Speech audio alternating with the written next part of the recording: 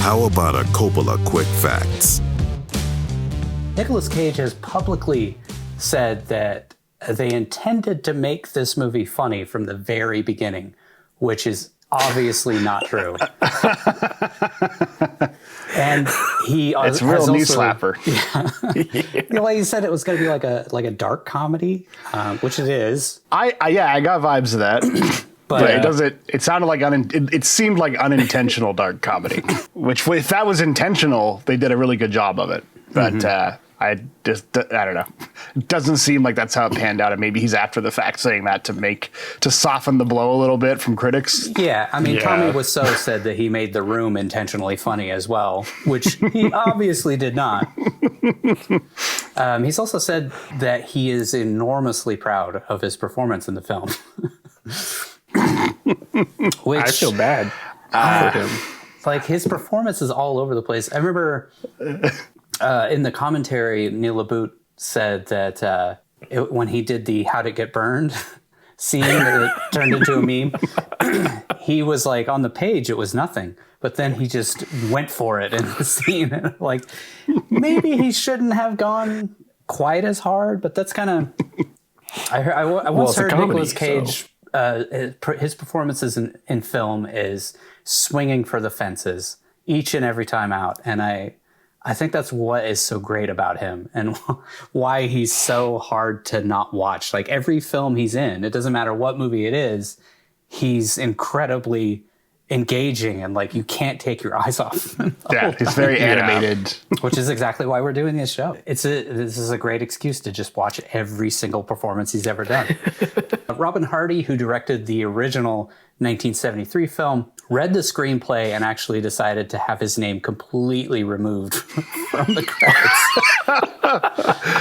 What a loving homage. You can imagine how the director of LaBute felt like. Yeah. Hey, look what I've done! I love your work so much.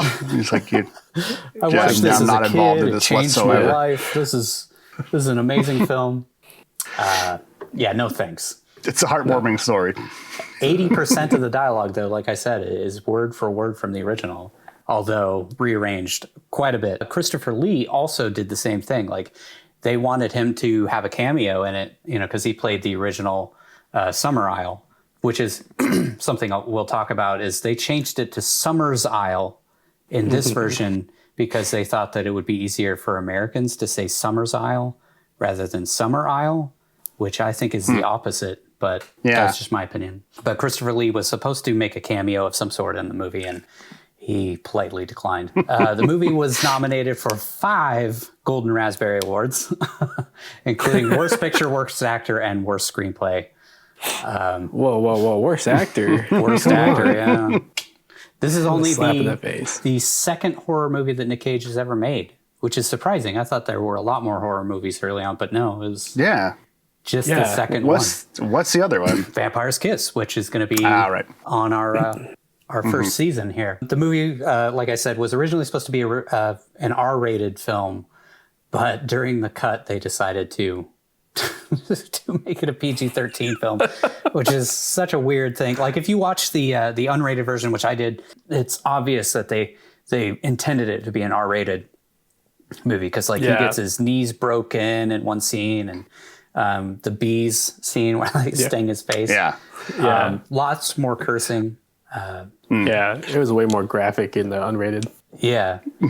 Winona Ryder was actually approached to play Willow Woodward in the film, which would have been a much different performance. Kate Behan's performance I described as a signature teary-eyed, I think I just saw somebody spit in my coffee expression on her face throughout pretty much the entire movie. Like, even at the end, like, you can't, they said in the commentary that it was like, she was trying to play it on both sides. Like, she was torn, between her spoilers, her duty to kill this guy and her love for this man that she apparently almost married, but then bailed on. And then the last little fact, the first choice for Edward Malus was actually Liam Neeson, which would have been oh my god, really interesting. Yeah.